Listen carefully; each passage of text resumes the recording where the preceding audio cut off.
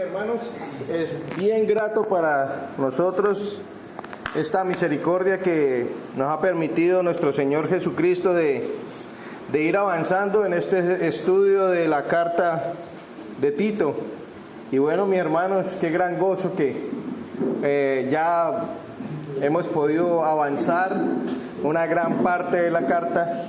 Hoy vamos a estar finalizando el capítulo 2 y comenzando el capítulo número 3. Entonces, mis hermanos, recordemos que estamos tratando acerca del tema de celosos de buenas obras.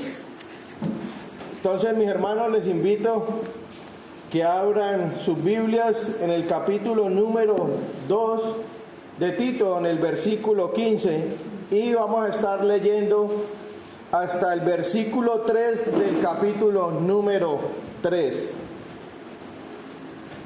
Dice así la palabra del Señor: esto habla y exhorta, reprende con toda autoridad, nadie te menosprecie.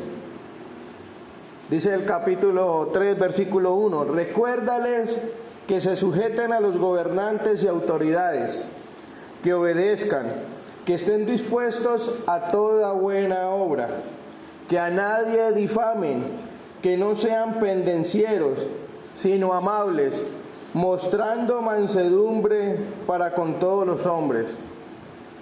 Porque nosotros también éramos en otro tiempo insensatos, rebeldes, extraviados, esclavos de concupiscencias y deleites diversos, viviendo en malicia y envidia, aborrecibles y aborreciéndonos unos a otros. Oremos. Nuestro Padre y buen Dios, Señor, gracias te damos por este día, Señor, por esta mañana, Señor, y gracias aún por bendecirnos, aún con el estudio de tu palabra, Señor. Padre Celestial, te pido y te ruego que dispongas nuestra mente, nuestro corazón, Señor, para recibir tu palabra, Señor, como lo que es palabra de Dios, Señor. Atesorarla en nuestros corazones, Señor, y ponerla por obra en nuestras vidas, Señor, cada día para honrarte y glorificarte, Señor. Padre Celestial, pedimos especialmente por tu Espíritu Santo, Señor, que es quien nos anima, quien nos ayuda, quien nos capacita, Señor, para poder aplicarla en nuestras vidas, Señor. En Cristo Jesús, amén. Bien, mis hermanos, en esta mañana el Señor nos va a enseñar a través de esta predicación 3 características que deben ser una realidad en la vida de cada creyente y que nos impulsan a glorificar al Señor. Entonces vamos a ver 3 características que deben ser una realidad en la vida de cada creyente, que nos impulsan a glorificar a nuestro Señor. Entonces la primera característica va a ser que el creyente obedece la palabra del Señor. El creyente obedece la palabra del Señor. La segunda es que el creyente se sujeta a las autoridades. Y la tercera es que el creyente debe mostrar mansedumbre para con todos los hombres.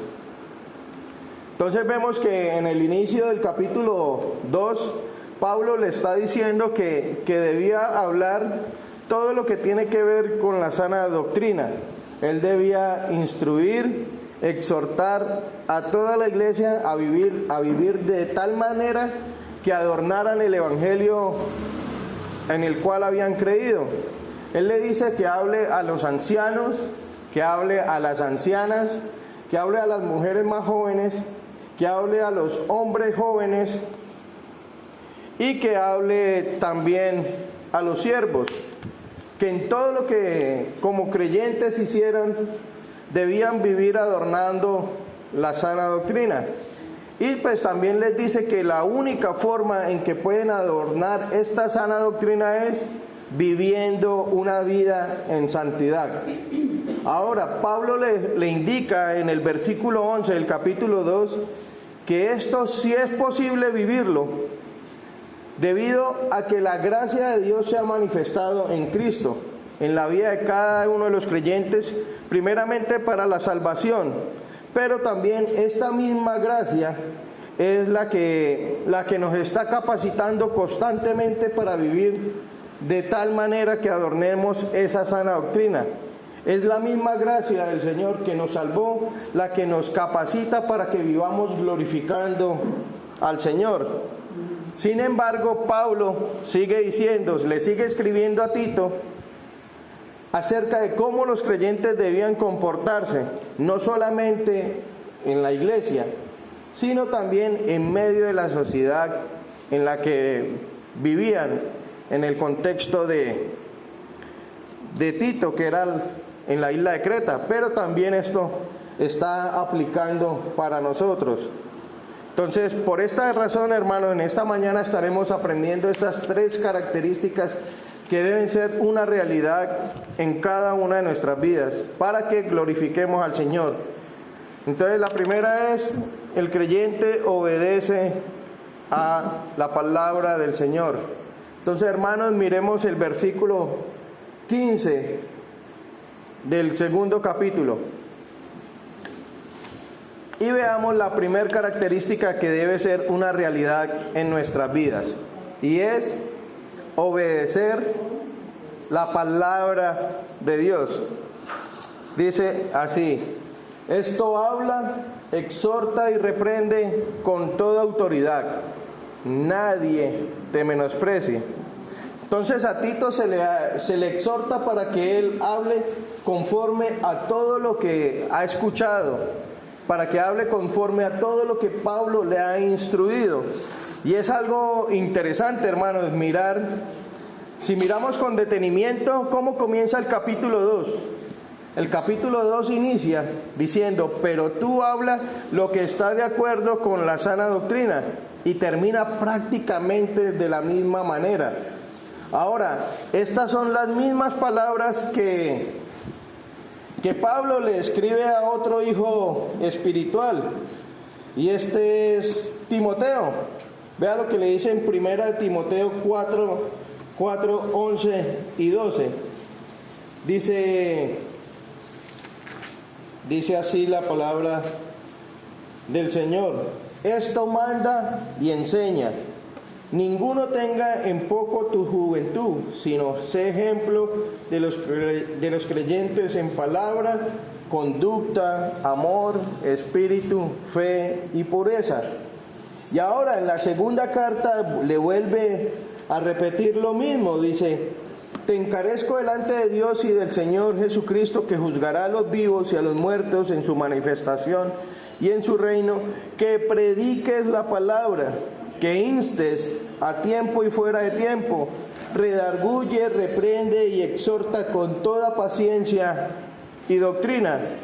Entonces, esto está estrechamente ligado a lo que le ha hablado Pablo antes acerca de que los ancianos, esto que debía hablar y enseñar Tito era que los ancianos que fueran a ser líderes dentro de la iglesia debían ser irreprensibles.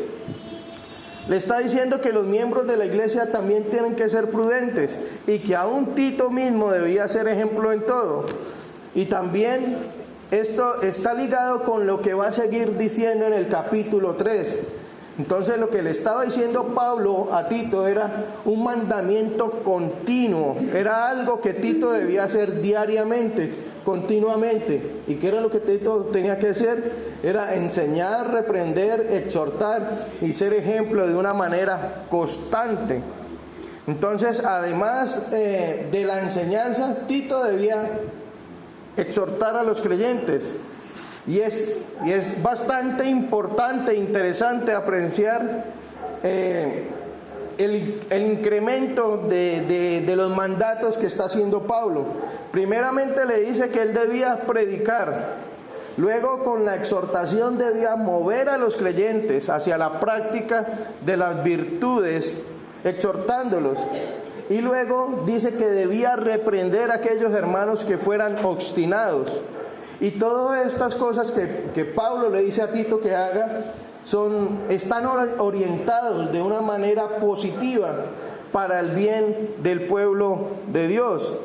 Exhortar tiene como ya hemos visto, como anteriormente, tiene como la connotación de venir cerca, de apoyar a alguien, de estar ahí constantemente. No es solamente exhortarlo de una manera fuerte, con autoritarismo, sino hacerle una exhortación, pero también acompañar a aquellos hermanos en el proceso, para que ellos puedan corregir sus caminos conforme la palabra del Señor, animarlos a proseguir a vivir sus vidas en santidad. Entonces, en el contexto, en las iglesias donde Tito estaba desarrollando su ministerio, habían hermanos quienes eran poco dóciles, incluso eran desobedientes, y con estos Tito debía ir un paso más allá. Él tenía que pasar de la exhortación, pasar a la reprensión, y esta reprensión significa convencer, redarguir, de forma que estos hermanos se aparten de todo aquello que no es la verdad. Y vea que esto era lo que estaban haciendo los falsos maestros. Estaban procurando introducir sus falsas doctrinas, sus falsas enseñanzas, para que estos creyentes y estas personas se apartaran del camino verdadero, se apartaran de la verdad. Y estaban usando palabras vanas, incluso mentiras, y algunos estaban cayendo en estas cosas. Y posiblemente habían hermanos que estaban persistiendo en este error, a pesar de las advertencias que ya se les había dado. Entonces, con estos hermanos era necesario llamarlos al orden y a trabajar con ellos para rectificar sus caminos. Entonces, como hemos dicho antes, hermanos, no se trata de castigar a nadie, sino de establecer un sistema que los conduzca a la corrección. La reprensión siempre debe ser una muestra de amor y de gracia de nosotros como creyentes para con los demás hermanos. Entonces, el líder, o los líderes, mejor dicho, de la iglesia, los pastores de la iglesia, hermanos, deben entender que no son dueños ni son la cabeza de la iglesia, sino que es Cristo el que es, y en base a eso tener amor y misericordia por los hermanos, ejercer sus ministerios en base al amor. Entonces vemos que las tres cosas que debía hacer Tito, el hablar, el exhortar y el reprender, Tito lo debía hacer ¿qué? Con toda autoridad. Entonces los ancianos, los líderes de la iglesia, en fin, todos los que tienen un ministerio de autoridad o conducción, el pastor no es autoridad en sí mismo, sino que ellos simplemente están ejerciendo esta autoridad porque les ha sido conferida, les ha sido delegada por Dios. Y esta autoridad viene de ejercer sus ministerios conforme a la palabra del Señor y de acuerdo con ella. Entonces, el pastor tiene la autoridad en la iglesia siempre y cuando este pastor esté hablando la palabra del Señor, que es la autoridad. Entonces, los que predican, hermanos, debemos predicar solamente la Escritura, solamente la palabra del Señor. De modo que la palabra y la fiel exposición de la palabra del Señor es la que nos confiere la autoridad. ¿Y por qué? Porque es la palabra de Dios misma lo que uno habla y no mis pensamientos. Mis opiniones no tienen ninguna autoridad delante de ustedes, sino es la palabra del Señor. Entonces, el proclamar la palabra del Señor fielmente es hacer un ministerio con la autoridad de ella. Es poder decirle a ustedes como creyentes, así dice el Señor. Es la palabra del Señor la que redarguye y reprende mediante la aplicación del Espíritu Santo que Él hace a cada una de las vidas de nosotros. Y todo esto, hermanos, está generando una notable responsabilidad, ya que los que predican la palabra del Señor, los que exhortan, los que reprenden, lo hacen es en el nombre del Señor y bajo la autoridad de su palabra. Y vea que el versículo termina con una palabra de aliento: nadie te menosprecie. Y esta es la responsabilidad de los oyentes, de someternos a la palabra del Señor. Entonces, cuando su pastor, su líder, habla y enseña la palabra del Señor, el deber de cada uno de nosotros como creyentes es obedecerla, porque entendemos que si este hombre está siendo fiel a la palabra del Señor, él está hablando bajo la autoridad de Dios. Y debemos pensar, hermanos, que el apóstol Pablo no está hablando acá del menosprecio de las personas hacia Tito, sino más bien él se está refiriendo al menosprecio a lo que estaba predicando y enseñando Tito, que era ¿qué? La palabra del Señor. Entonces, hermanos, no podemos vivir en santidad, no podemos glorificar al Señor, no podemos adornar la sana doctrina si no nos sometemos, si no obedecemos la palabra del Señor. Amén. Entonces, hermanos, teniendo en cuenta esto, hay un ejemplo muy claro en la Biblia acerca de los heraldos. Ustedes recuerdan que el heraldo era una persona que había sido enviada por un rey. Y el heraldo siempre se enviaba cuando un rey se iba a desplazar de un lugar a otro, él enviaba a su heraldo para que él, cuando llegara, él tuviera dispuesta todas las cosas según el rey lo requería. Entonces, este heraldo no tenía ninguna autoridad con respecto al pueblo, pero cuando el heraldo llegaba a cierto lugar y abría el rollo que el rey había escrito y leía las palabras del rey, era como si el mismo rey estuviera hablando. Esto es lo que debemos ser nosotros, hermanos: hablar las palabras de nuestro Señor, tener la autoridad del Señor, no nuestra autoridad, porque nosotros no tenemos ningún tipo de autoridad, sino es la palabra del Señor. Ahora, hermanos, pasemos a la segunda característica, y es que el creyente se sujeta a las autoridades. Entonces, en las congregaciones, hermanos, cada cristiano debe asumir su responsabilidad para servir a los demás y ser testimonio ante el mundo. Los creyentes hemos sido puestos en el mundo, hermanos, con la misión de dar testimonio acerca de Cristo.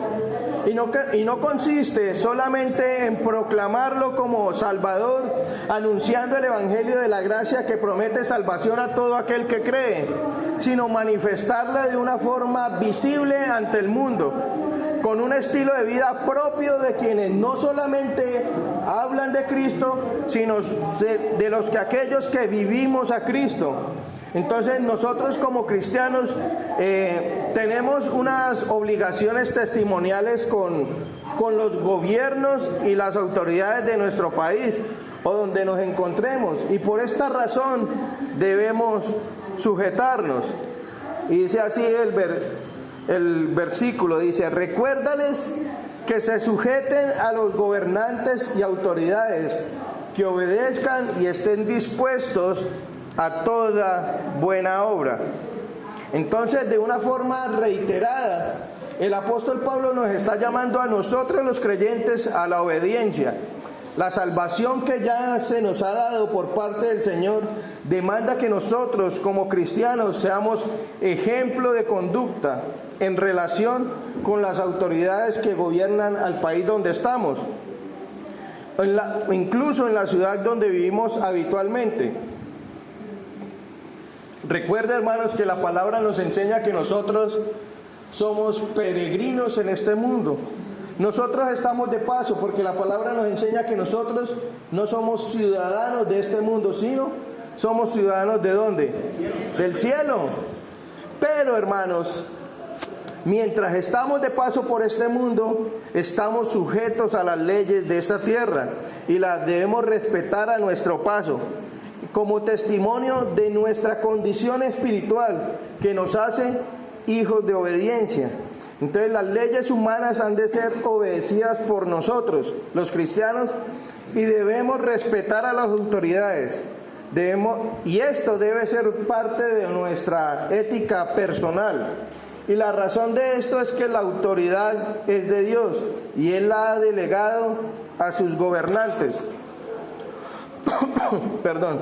Miremos por un instante Romanos capítulo 13, versículos 1 al 8. Perdón, del 1 al 7. Dice así la palabra del Señor: sométase toda persona a las autoridades superiores, porque no hay autoridad sino de parte de Dios, y las que hay por Dios han sido establecidas, de modo que quien se opone a la autoridad, a lo establecido por Dios resiste, y los que resisten acarrean condenación para sí mismos. Porque los magistrados no están para infundir temor al que hace el bien, sino al malo. ¿Quieres pues no temer a la autoridad? Haz lo bueno y tendrás alabanza de ella, porque es servidor de Dios para tu bien. Pero si haces lo malo, teme, porque no en vano lleva la espada, pues es servidor de Dios, vengador para castigar al que hace lo malo, por lo cual es necesario estarle sujetos, no solamente por razón del castigo, sino también por causa de la conciencia, pues por esto paguen también los tributos, porque son servidores de Dios, que atienden continuamente a esto mismo. Paguen a todos lo que deben, al que tributo, tributo, al que impuesto, impuesto, al que respeto, respeto, al que honra, honra. Entonces vemos, hermanos, que estas autoridades que están, los gobernantes, la policía, el ejército, todos estos gobiernos que están a nivel mundial, están, hermanos, porque Dios les ha delegado la autoridad. Y como tal debemos someternos, como acabamos de leer. Si nosotros no nos sometemos, no estamos resistiendo a las autoridades, sino estamos resistiendo a Dios mismo. Entonces Pablo está acá mandando a Tito que esté recordando continuamente esta obligación. Y todo creyente obedece o debe obediencia a las autoridades. Y la palabra que Pablo utiliza para someterse, literalmente está significando, o quiere decir ponerse por debajo. Entonces, como se ha dicho antes, tiene que ver con un sometimiento voluntario. No se trata de esclavitud, sino de sujeción a alguien. Y esto implica que nosotros como creyentes debemos obedecer y respetar a las autoridades. Como hijos debemos que someternos y respetar a las autoridades que Dios ha establecido en nuestra casa, que es nuestro padre y nuestra madre. Como creyentes debemos someternos a la autoridad en la iglesia, que es nuestros pastores. Como ciudadanos debemos someternos a las autoridades, a las policías, a los alcaldes, a los gobernadores, aún al presidente. Entonces, hermanos, el alcance de esto es de una manera general. Todos los creyentes estamos incluidos en esta demanda. Y no cabe duda que se está refiriendo primeramente a los creyentes que estaban en la isla de Creta, aquellos que Tito estaba ministrando. Entonces la esfera o el ámbito del sometimiento es bastante preciso. Dice que a los gobernantes y a las autoridades. Y no está hablando de una forma específica, lo que está estableciendo una forma general a todos los que están en las funciones de gobierno. Entonces, de manera que las autoridades que hay en nuestras naciones tienen que ver con el principio de autoridad que procede de Dios. Entonces, y esto, hermanos, sin duda Puede haber que hayan gobernantes que son corruptos, que son injustos, pero el derecho que ellos tienen de gobernar procede de Dios mismo. Y Él, el Señor, demandará cuentas a ellos por su buena gestión o por su mala gestión que pudiera muchas veces hacer y que son contrarios a los principios y a los propósitos de Dios. Pero el que es encargado de juzgar estas cosas es el Señor mismo, no nosotros. ¿Recuerdan, hermanos, en la persecución, Nerón, qué era lo que estaba haciendo con los cristianos? Los estaba empalando, o sea, literalmente les clavaba un palo, los cruzaba con un palo y les prendía fuego y los colocaba en el camino que iba a la ciudad, los ponía a arder como antorchas. Pero ¿qué era lo que debían hacer estos creyentes? Someterse a ese mal gobernante. El deber de nosotros es someternos a ellos. Entonces, hermanos, cualquiera que no obedezca las disposiciones legales emitidas por el gobierno se está oponiendo a Dios. Y esta es la razón por la cual el apóstol Pablo manda a Tito a recordar estas verdades a los creyentes en Creta, a exhortarles a que sean obedientes a estas autoridades.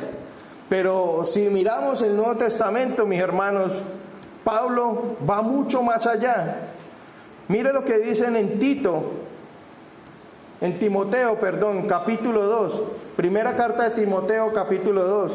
Exhorto ante todo a que se hagan rogativas, oraciones, peticiones y acciones de gracias por todos los hombres, por los reyes y por todos los que están en eminencia. ¿Para qué?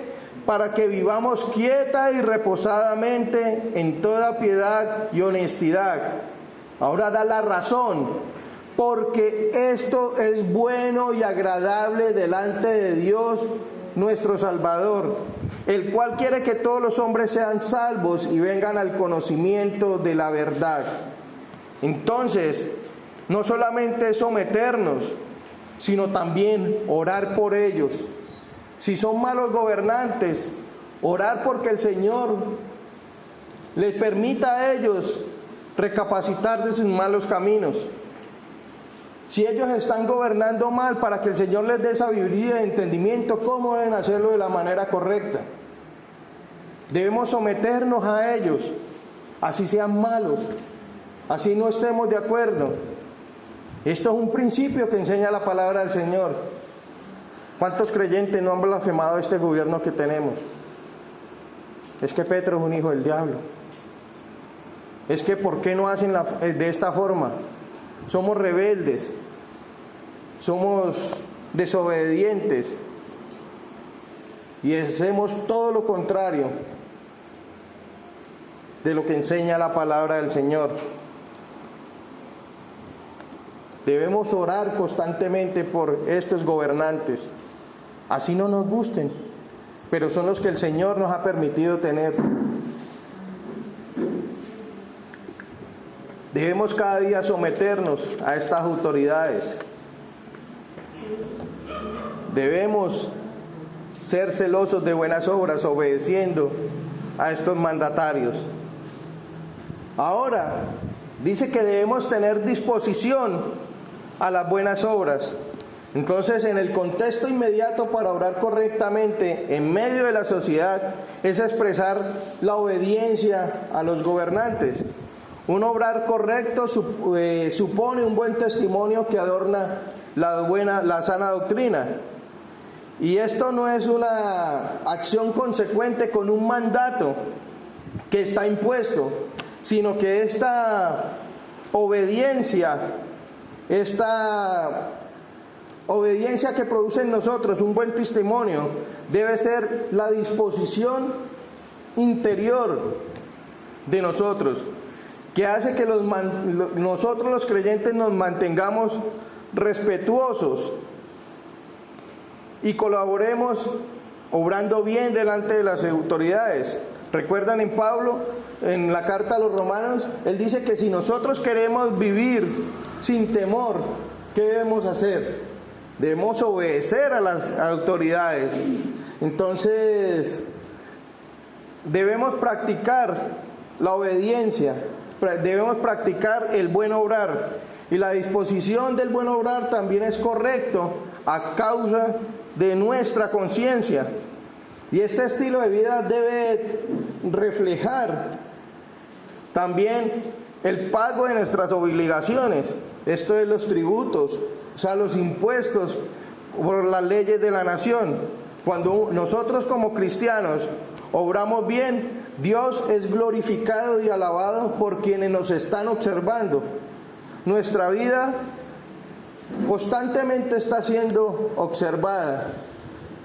Muchas veces pensamos que no, pero los ojos de las personas que están alrededor constantemente están encima de nosotros. Si un vecino le es infiel a su esposa y ellos son impíos, no pasa nada. Es que el vecino es tremendo macho. Pero ¿qué pasa si un creyente le es infiel a su esposa? ¿Qué dicen? Y eso que es creyente, eso que es evangélico, ¿no? En la empresa donde usted trabaja, usted no puede decir una mala palabra, usted no puede sobreexaltarse, no puede ser grosero, no puede ponerse de mal genio, porque de una vez, ay, y no que es muy cristiano. Entonces constantemente estamos siendo expuestos, nuestra vida está constantemente siendo expuesta. Entonces, mis hermanos, ¿qué es lo que ven la gente alrededor nuestro? Muchas veces hacemos cosas que no están bien. Y la gente que dice, si eso es ser cristiano, ¿yo para qué quiero el evangelio? Tremendo, ¿no, hermanos? ¿Cómo llegamos muchas veces a manchar el buen testimonio de nuestro Señor? Yo recuerdo hace tiempo cuando empezamos, Jorge nos empezó a predicar el evangelio, y algo que me dejó muy marcado es que al frente del colegio Huechalman había una iglesia de los misioneros, movimiento misionero. Y lastimosamente sucedió algo con una persona de ahí que hizo que todas las personas de ese sector no quisieran saber nada del evangelio. Y es triste cómo nosotros con nuestros actos muchas veces podemos llegar a que se blasfeme el nombre de nuestro Señor. Exactamente, son los malos testimonios. Entonces nosotros por eso debemos vivir cada día obedeciendo al Señor, adornando la doctrina del Señor, que nuestra forma de vivir respalde lo que nosotros creemos. Si nosotros decimos ser cristianos, nuestra forma de vida tiene que respaldar aquello que vivimos. Ahora, hermanos, esto tiene una excepción. Cuando la autoridad quiere ordenarnos que hagamos algo que va en contra de los principios divinos, nosotros no nos debemos someter a ella. Dios ha establecido 3 esferas de gobierno: la iglesia, la nación y el hogar. Y cada una de esas 3 esferas, hermanos, son independientes. El pastor de acá de la iglesia no puede ir a su casa a decirle usted cómo tiene que enseñarle a sus hijos, a no ser de que vaya con la palabra del Señor. Porque en su casa el que gobierna la autoridad es usted como varón. Los alcaldes, los gobernadores no pueden venir acá a la iglesia a decirle no, es que ustedes como iglesia tienen que funcionar así, porque Dios ha establecido un gobierno para la iglesia que son los ancianos de la iglesia. Cuando esto pasa, hermanos, cuando una de esas esferas quiere invadir otra, termina produciendo ciertos problemas e inconvenientes. Entonces, un ejemplo claro de esto lo podemos ver con los apóstoles, con Pedro y con Juan. Vamos por un momento, hermanos, al libro de los Hechos 5:28. Ustedes recuerdan el contexto, hermanos. Recuerden que después de la muerte del Señor, los apóstoles habían salido a predicar la palabra del Señor. Ellos estaban predicando la palabra del Señor por el templo, por todas las partes. Esto estaba causando, mis hermanos, que muchos estuvieran creyendo en Cristo, que muchos se estuvieran apartando y estaban trastornando la ciudad, estos hermanos, con el Evangelio. Ellos, los sacerdotes y los fariseos, envían guardias para que los apresen y los maltraten. Y vean lo que les dicen. Entonces, cuando los trajeron, los presentaron ante el concilio, y el sumo sacerdote les preguntó diciendo: ¿no les mandamos estrictamente que no enseñaran en este nombre, o sea, en el nombre de Jesús? Y ahora han llenado a Jerusalén de su doctrina y quieren echar sobre nosotros la sangre de ese hombre. Respondiendo Pedro y los apóstoles dijeron: es necesario obedecer a Dios antes que los hombres. Entonces, cuando vemos acá claramente, hermanos, que cuando la autoridad, nuestro gobierno, nos quieren incitar a hacer algo que va en contra de los principios divinos, Dios, por medio de su palabra, nos dice que debemos desobedecer. De resto, mis hermanos, cuando no sean así, debemos someternos a la palabra de estas autoridades. ¿Recuerdan en el tiempo de la pandemia? La autoridad ordenó que todo se cerrara y nosotros como iglesia obedecemos a esas disposiciones. Hubo un tiempo en que empezaron a abrir, bueno, nos podemos volver a reunir. Ahora que hay que usar tapabocas, lo usamos porque la autoridad lo exige, lo demanda, y nosotros en obediencia nos sometemos a ella. Así no nos guste, pero lo hacemos no por causa de la autoridad, sino por causa de la obediencia al Señor, por causa de dar un buen testimonio. Ahora, hermanos, dice que a nadie difamen, que no sean pendencieros, sino amables, mostrando toda mansedumbre para con los hombres. Entonces, la segunda observación sobre la ética cristiana es la prohibición del creyente que sea difamador. Y la palabra que se usa para acá es blasfemeo, que significa, literalmente es blasfemar. Y esto expresa la idea general de hablar mal de otros. Y casi siempre está vinculado de hablar mal, de calumniar. Y esto puede llevar incluso a problemas. Y ningún creyente, hermanos, tiene el derecho de hablar mal de otros. Incluso molestar con nuestra forma de hablar las convicciones de otras personas.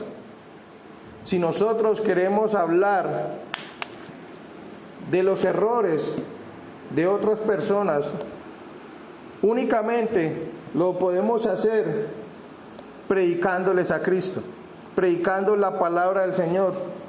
No se trata de contender con palabras fuertes o con insultos, sino llevándolos a la verdad de la palabra y orar por ellos.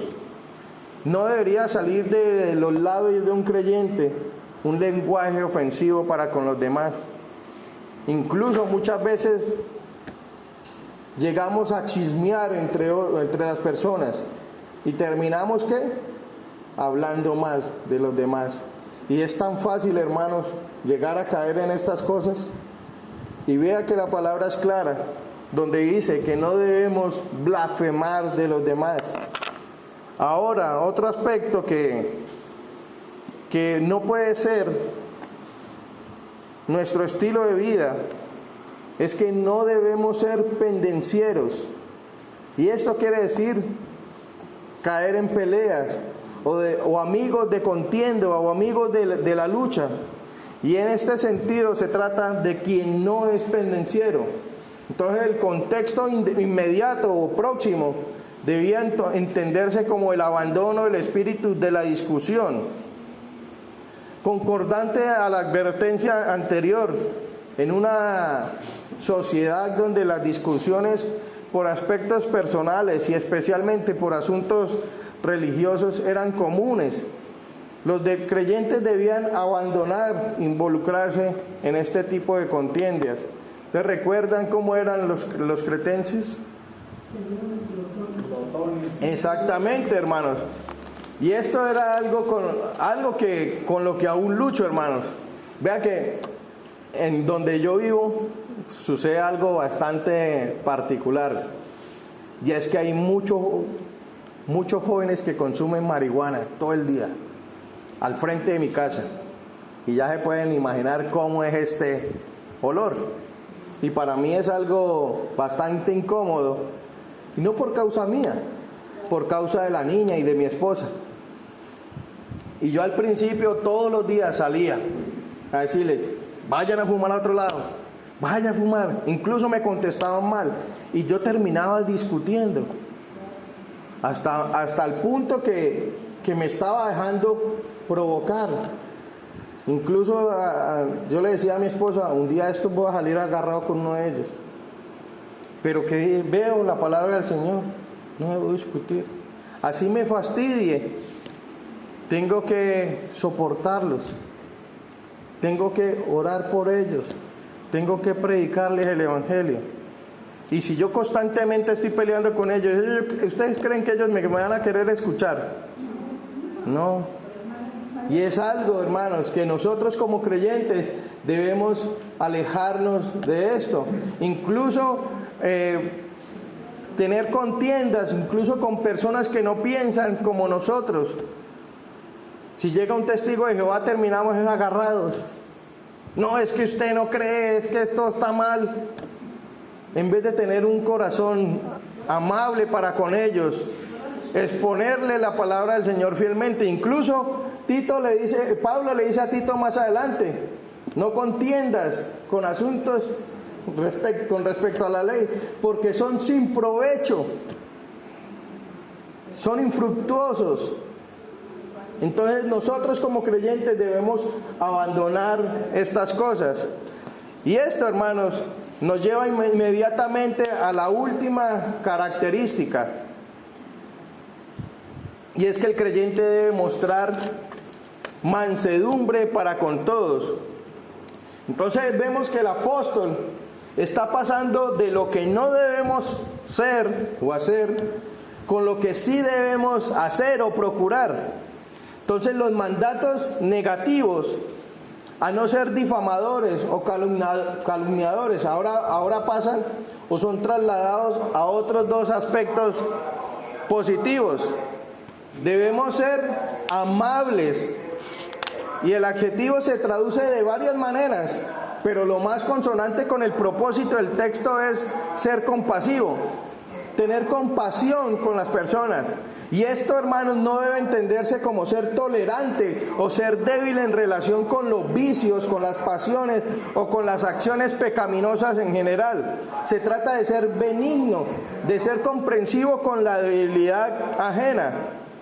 El creyente que es compasivo lo muestra con rectitud y benevolencia. Es todo lo contrario a la forma legalista o justiciera de quien busca siempre las medidas estrictas, castigos ejemplares contra cualquier falta. Y muchas veces tendemos a caer en estas cosas. Muchas veces tenemos a hacer, como dicen por ahí, las cosas a rajatabla. Y no, hermanos, debemos muchas veces entender que las personas que están a nuestro alrededor no entienden lo mismo que nosotros entendemos, y debemos que ser amables con estas personas. Ahora también se nos dice que debemos ser mansos, y el cristiano debe mostrar mansedumbre para con todos los hombres. Y esto debe ser una característica propia de nosotros como seguidores de Cristo. Vea lo que las palabras de nuestro Señor Jesucristo: aprended de mí, que soy manso y humilde de corazón. Entonces el aprender no es tanto de imitación, sino de ¿qué? De identificarnos nosotros con Cristo. Y el aprendizaje con este maestro es admirable, hermanos. ¿Por qué? Porque él es manso. Por tanto puede instruir al peor alumno sin reprenderle, con toda paciencia y la gracia necesaria para cada caso y situación. Y ahora, hermanos, el apóstol Pablo es bastante intencional al darnos la razón por la cual nosotros debemos ser amables y ser mansos. Ahora les pido, hermanos, que veamos el versículo 3. Y no solamente, recordemos, hermanos, no solamente debemos ser mansos y humildes por la imitación e identificación con Cristo, sino porque nosotros, hermanos, nosotros éramos iguales. La única diferencia entre ellos y nosotros es que ahora nosotros hemos recibido la gracia del Señor.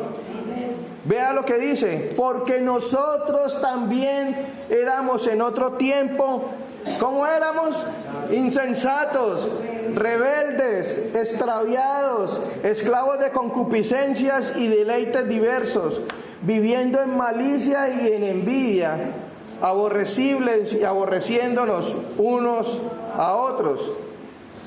Ahora acá el apóstol Pablo se está refiriendo al tiempo anterior de nuestra conversión. Y el tiempo que se refiere es indefinido, es en otro tiempo. Pero esto, hermanos, es perfectamente conocido por cada uno de nosotros como creyentes. ¿Usted recuerda cómo era antes de que el Señor lo salvara? ¿Era muy bueno? ¿Se sometía a la ley? ¿Era chismoso? ¿Hablaba mal de los demás? Esto era lo que nosotros éramos, hermanos, antes de conocer a Cristo. Y al mismo tiempo vea lo que Pablo está diciendo: nosotros. O sea que el apóstol Pablo también se estaba incluyendo allí. Él está incluyendo ahí a todos los creyentes, sin ninguna excepción. Incluso está hablando acerca también de los judíos y los gentiles. Todos los hombres, hermanos, por iguales, sin igual, todos somos pecadores. Y el primer calificativo que se aplica a la condición de nosotros antes sin Cristo es que cada uno era insensato. Y recuerden, hermanos, que la mente carnal, la persona que está sin Cristo, es imposible que discierna las cosas del Espíritu. Es imposible que crean el Evangelio. ¿Por qué? Porque para el que no es creyente, las cosas espirituales son una locura. Algo que solamente nosotros los creyentes no lo creemos, dicen. Entonces, esta era la condición de los pecadores sin Cristo. Una mente corrompida, hermanos, no acepta la voluntad divina. Para la vida del hombre está viviendo constante en consecuencia una mente entenebrecida. Es decir, su luz, su entendimiento está totalmente oscurecida. Y su corazón, los pensamientos de su corazón son constantemente a la maldad. El corazón rebelde atesora estos pensamientos. Recuerden, el corazón es el centro de los pensamientos, de la voluntad del ser humano. Y si este corazón es insensato, todo lo que esta persona haga va a ser continuamente a la maldad. Y esto está expresando la realidad de una vida que es ajena a la vida de Dios. Esa vida que ahora nosotros los creyentes tenemos y que se nos ha concedido por Dios mismo. Ahora Pablo está enseñando que todos los no regenerados están ajenos a esta vida. Literalmente lo que está diciendo acá es que tienen la conciencia muerta totalmente. No hay otro camino que el de la desobediencia para una mente que está funcionando en la insensatez. Y esta desobediencia a la autoridad divina se manifiesta también en la autoridad humana. El hombre es desobediente por condición. No es desobediente porque desobedezca, sino que desobedece porque es desobediente constantemente. La desobediencia hace parte esencial de la vida de las personas que están muertos en delitos y pecados. Esa persona no tiene intención alguna de escuchar la voz de Dios, ni la voz de su conciencia, ni a la ley, ni a la de los padres, ni al gobierno, a nadie, hermanos. Esto es una persona insensata. Ahora, otro aspecto de estas personas es que viven extraviados, sin un camino cierto, y es natural que el extravío sea consecuencia de la desobediencia, de la sujeción a la ley de Dios. Sin la aceptación de sus mandamientos, el hombre está fuera del camino. Es sorprendente que esta es una verdad que constantemente se enseña en la palabra del Señor, pero sigue siendo cuestionada por el hombre. Vea lo que dice el profeta Isaías: todos nos descarriamos como ovejas, cada cual se apartó por su camino. Entonces los caminos que el hombre sigue siempre piensan que para él son rectos. Incluso, ¿qué nos dice Proverbios? Hay caminos que al hombre le parecen rectos, pero su final es ¿qué? Es camino de muerte. Y muchas veces nosotros caminábamos así. Y añade también que nosotros los creyentes éramos esclavos de concupiscencias y diversos placeres.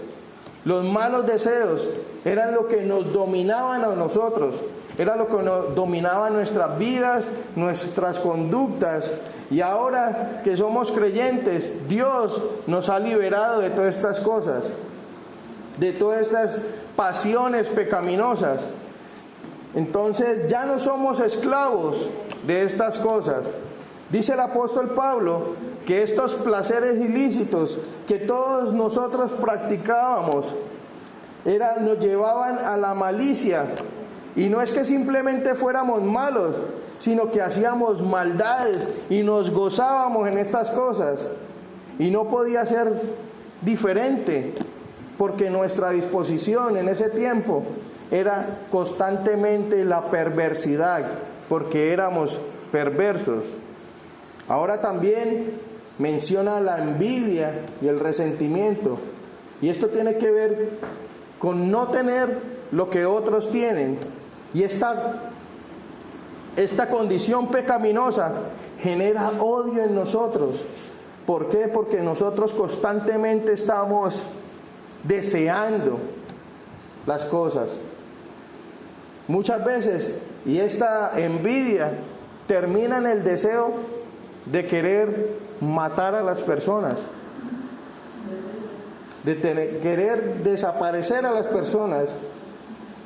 Y ahora dice que nosotros vivíamos, y el término literalmente es pasar la vida, permitir que el tiempo se pase sin provecho espiritual. Pero más bien esto debería unirse a todos los vicios, a todas las formas de malas conductas que se mencionaron y que nosotros vivíamos. Lo que expresa acá es que el hombre sin Cristo pasa la vida practicando perversidades, y esto es un estilo de vida. Y como lo describe aquí, hace que este estilo de vida de las personas hace que estas personas sean odiosas, sean aborrecibles y en general a alguien repugnante para las demás personas. Estos muchachos, ¿usted cree que cómo son los que viven al frente de mi casa para las demás personas que estamos ahí alrededor? Se vuelven fastidiosas. ¿Cuál sería el sentimiento que generaría Garavito en medio de la sociedad? Odio. ¿Por qué? Porque esto es lo que genera. Muchas veces, hace tiempo llegó el rumor de que él lo iban a dejar preso. ¿Y qué fue lo que despertó en la sociedad? Odio, porque todo el mundo lo quiere matar a él por su condición, por su forma de ser. Esto es lo que nosotros generábamos en medio de las personas. Y vean lo que concluye diciendo, que el odio era algo universal. Dice que odiándonos unos a otros. El odio es lo que ha sustituido el amor de Dios en el mundo. Es lo que ocurre cuando los perversos que viven en relación con otros perversos generan odios, odiándonos unos a otros. El verdadero amor, como ya hemos visto, es imposible para un hombre natural, porque el amor es la expresión de Dios con que nosotros nos exteriorizamos, y solo el amor perfecto procede de Él. Quien vive en un camino ajeno a Él no puede sino manifestar odio, en antónimo con el amor. El que ama a todos los hombres es amor, porque Él es el amor. Y ese amor de Dios ha sido derramado por su Espíritu Santo en nuestros corazones, hermanos. Entonces debemos tener compasión por las demás personas, por aquellos que están sin Cristo, porque nosotros éramos iguales a ellos. No hay diferencia. La única diferencia es que ahora nosotros tenemos la gracia de Dios por medio de su Hijo Jesucristo. No somos mejores que ellos. Amén. Amén. Hermanos, entonces hemos aprendido en este día que tres características, hermanos, tres características que deben estar en nuestras vidas, que deben ser una realidad, tres características que deben ser la realidad en la vida de cada uno de nosotros como creyentes, que nos van a impulsar a glorificar a nuestro Señor. La primera característica es que nosotros como creyentes obedecemos la palabra del Señor.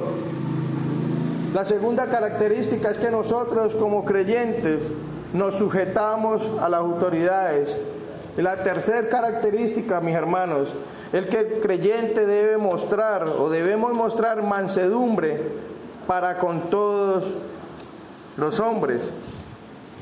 Entonces, mis hermanos, debemos someternos a la palabra del Señor. Debemos someternos a las autoridades y tener compasión por aquellos que están sin Cristo. Amén.